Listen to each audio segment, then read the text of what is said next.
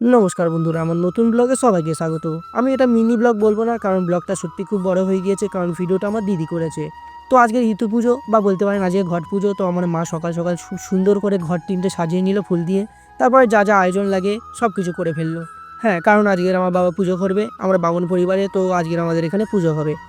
আমার বাবাও চট নিয়ে পুজো করতে বসে গেল, আমার মাও ধুনো জ্বালিয়ে দিল, আবার বাবাও পুজো করতে শুরু করলো। একাদশী দ্বাদশী পীঠৌ এক দেবস্ব সর্বনাং বিশ্ব রূপস্ব মহ।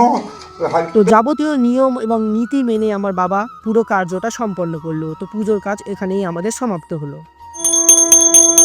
সকালে পুজোর কাজ হয়ে গেছে, এবার হবে বিকেলের কাজ। দেখতেই পাচ্ছেন, বিকেলের সন্ধে হওয়ার আগে আমাদের ঘটগুলো বিসর্জন করতে হবে। তো সকালের কাজ হয়ে গেছে, তো আমার দিদি এবার সমস্ত কাজ শুরু করলো।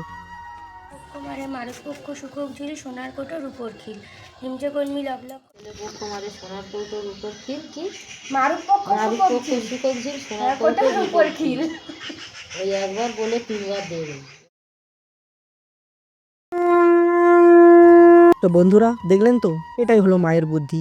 একবার মন্ত্র পড়লো, তিনটে ঘটে জল দিয়ে দিল। আমার দিদিকে কিছু শেখা উচিত। এটা মনে হয় কেটে দিতে হবে, নাহলে আমার 12টা বেজে যাবে। তো দেখতে পাচ্ছেন এই যে পুকুরটা আছে, এই পুকুরটায় দিদি এবার এই ঘটগুলো ডোবাবে, ডুবিয়ে তারপরে সাইডে তুলে রাখবে। হ্যাঁ, এগুলো বিসর্জন নয় বলতে গেলে, এটা একবার ডুবিয়ে তারপরে তুলে রাখতে হয়। লাফতে লাফতে পেছন থেকে দেখলাম যে দিদাও চলে এসেছে। দিদা কেন চলে এসেছে বলছি, দেখুন, দিদা নিজের ঘরটাও ডোবাতে এসেছে। হ্যাঁ, দিদা মনে হয় শাঁখের আওয়াজ শুনতে পেয়েছে। তারপরে আস্তে আস্তে দিদি শীতের মধ্যে জলের মধ্যে আস্তে আস্তে নামলো।